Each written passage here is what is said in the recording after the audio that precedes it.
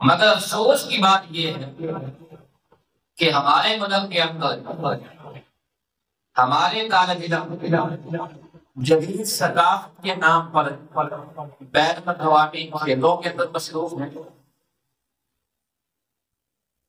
اور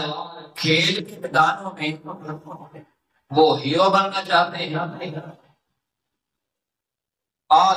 disco music لڑکے لڑکیوں میں مخلوط رقص